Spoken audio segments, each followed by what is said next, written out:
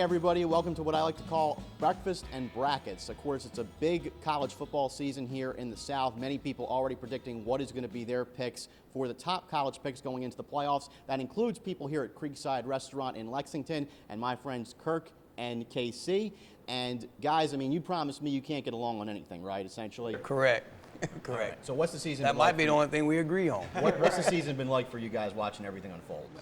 It's been tough, especially being a Carolina fan. It's been tough. So it's been a long season. But we did agree on it was going to be a long season. So It's been an interesting season for me.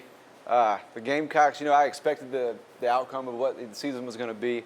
LSU, I had higher expectations for them. Disappointed me as well. But I think overall it's been an exciting football season. All right, now, of course, the big question is what teams are in. We're going to go the top 6 teams. We're starting with number 6 because 6 is good. So exactly, these are your bubble teams, number 6 and number 5. Right. These are the teams that unless something really happens, they're not going to get in. But, Kirt, who do you have for number 6? We'll have number 6 is a team that our team actually beat to start the season, and that's North Carolina. 11-game win streak. They got the play-in game with Clemson. So they still got a chance to make the Final Four, but it'll be up. They win, they're in. They lose, they'll be home. Now, North Carolina, of course, one of only 3 teams that the Gamecocks got in that 3-win season this year. What has happened in their season that makes you think they've turned it around and deserve to be the number 6? I believe the quarterbacks, first of all, stopped throwing interceptions, and then, again, score a lot of points, make the other team play catch-up. And it's tough to play catch-up when all you care about scoring points. So I think that's been their upper hand down the stretch. All right, KC, who's your number 6? My number 6, surprisingly, is also North Carolina.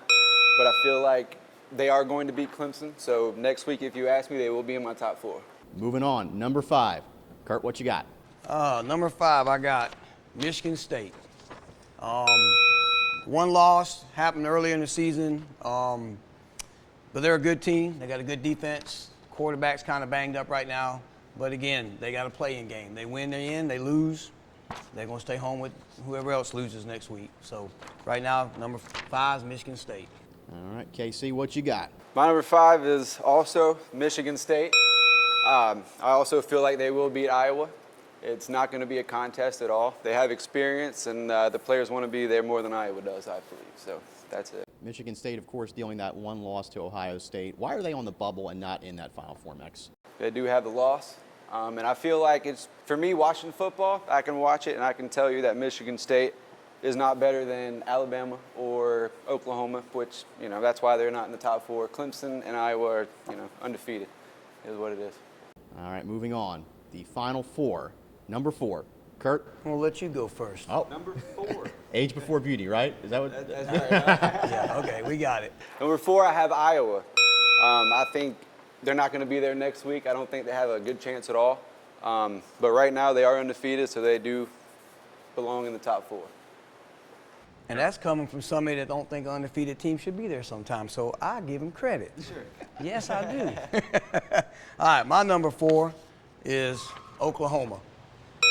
Probably the hottest team out there right now. The one game that I really did watch all year, they got beat by Texas, but that's been 7-8 weeks ago.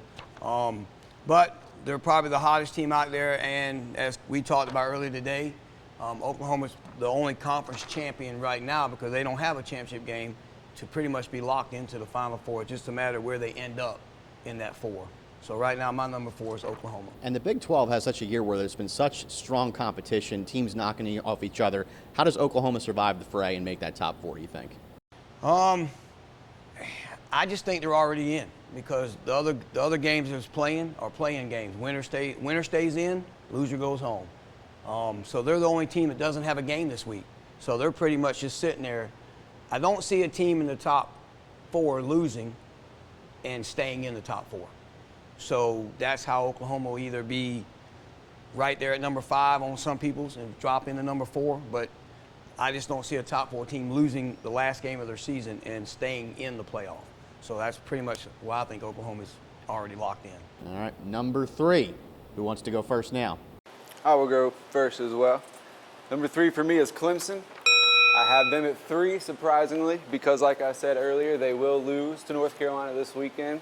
So I just feel like they deserve to be in the top 4 because they're undefeated, but they're not better than the other 2 that I have in front of them. 12-0 season. That's not a Carolina Number fan 3. speaking, is it? No, I feel like they're going to lose next week. That's pretty much all it boils down to. Hey, we don't. I already feel the Yes, right. You feel that tension? people, Right. surrounding this video. Right. Right. Kirt, number 3. My number 3 is Iowa. I actually watched the game last week. I was impressed with what they did on the field. They've done what I say teams have to do. Whatever games are put in front of you, you win, you go undefeated, you belong. In today's system, if you're undefeated, you belong in the Final Four somewhere.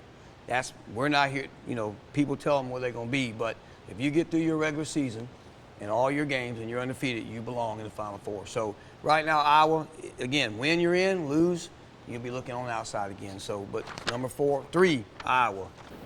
All right. Top 2. Gentlemen? Go ahead. I'll go, since we know they're different. My number 2 team is Roll Tide, Alabama. It's no secret that my second team is Alabama. My wife's side of the family is from Tuscaloosa, so I become an Alabama fan over the last 20 years. But they are probably the best defensive team out there right now playing, probably the only team that does play defense. A little weak at quarterback, but I just think right now that the only loss was the Ole Miss, a team that they seem to slip up the last 2 years. But number 2, Alabama, Roll Tide. All right. KC. For me, this was pretty easy. Oklahoma will be number 2, and I have them at number 2. Like Kirt said, they're the only conference champion out there. They deserve to be in there right now. I don't see them not making the Final Four. Possibly Michigan State and Iowa, if they have a shootout, 60-61 or something like that, they could possibly in the top 4 and knock Oklahoma out, only because they don't have that last championship game, and it's going to hurt them. It hurt them last year. It could hurt them this year. So that's why they're not number 1. And drum roll, please. Time for number 1. Number 1. I'll take it. Go ahead, sir. And it kills me to say this, but my number 1 is Clemson.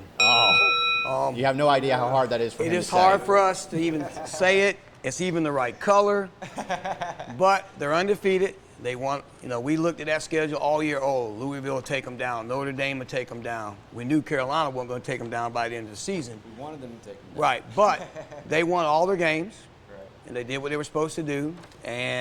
But I think the biggest reason why I might have them at number 1, and this is probably the Gamecock speaking for me, because like KC says, when they lose Saturday, they're going to have the most to lose of any team in the top 4 because they're going to fall all the way out and not be there. So my number 1 this week, Clemson. I would just like to add, I feel like we saw Clemson's true colors Saturday. The best Clemson team in 35 years is only 5 points better than the worst Carolina team in the last 15 years. Okay, that doesn't impress me at all. All right. And, of course, I was telling people before that game on Saturday, like, everybody thought the Gamecocks had no chance, we're going to be in that game. And I said, if my Syracuse Orange can hang with Clemson like they did, I'm sure the Gamecocks can, and sure they did. Yeah, we talked about that last week. You said don't count them out. And the last thing I told him when he left work the other day was, hey, we're going to get beat by 50. He says, I don't think so. So, we were, but. That and I was talking to some Clemson fans during the game, and I'm kind of a jinx, and sure enough, the Gamecocks came back. So, Anyway, KC, last but not least. Number 1 for me, easily, Alabama, best team in the country. They can't be beaten. They have the best player in the country, the best defense in the country. I think it's that simple. For me, it really stood out that game against Mississippi State, Ole Miss this year, where they were, kind of weren't out of it. Ole Miss did come up with the win, but they were in the game the entire time. Look at the game. 5 turnovers and that fluke play by the quarterback from Ole Miss, and they still were at it right at the end. And it was the only game this year that they started the backup quarterback. Sure. And it backfired on them.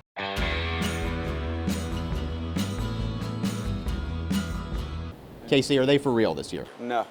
Simply no. The defense is for real. The offense will not be able to, handle it in crunch time. I don't feel like Cam Newton is the kind of guy everybody says he is. You look at his stats; they're not great. He's throwing 50%. He's got 1,000 less yards than Tom Brady, 10 less touchdowns than the next, the highest guy. He's not playing as great as they say he is, and I don't see it. No. It's just a matter of time before the 72 Dolphins pop that champagne bottle when they lose that game.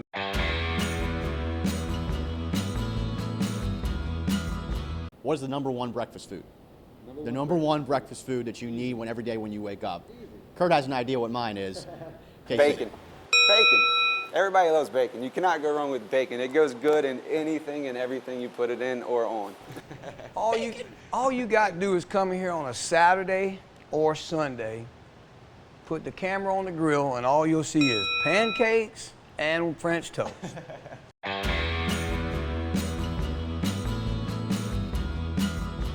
Next Carolina football coach, South Carolina football coach. Next South Carolina football coach. Or what type of coach do you want? I want an offensive mind. I want to score points. I want to score points, make the other team play from behind, and keep our sorry defense off the field. But I want an offensive mind. I don't know right now who's out there. There's a couple of them not want to move.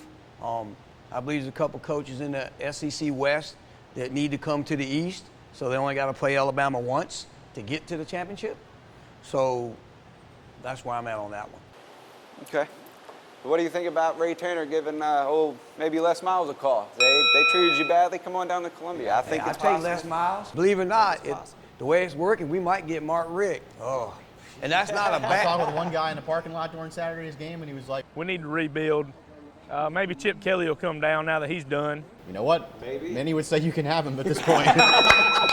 Mike Many would say you could have Mike him. DeSumma says you can have Chip Kelly. Right. Because I spent a whole game with him. I know what he's thinking. So Thanks so much for joining us. If you agree or disagree with anything these two men have said, or if you disagree with what I said, so let's face it, do I really know what I'm doing? I don't know. I'm just getting in front of the camera for a change without a shirt and a tie. So anyway, comment on the video below. We look forward to hearing from you, and thanks so much for watching. Have a good one.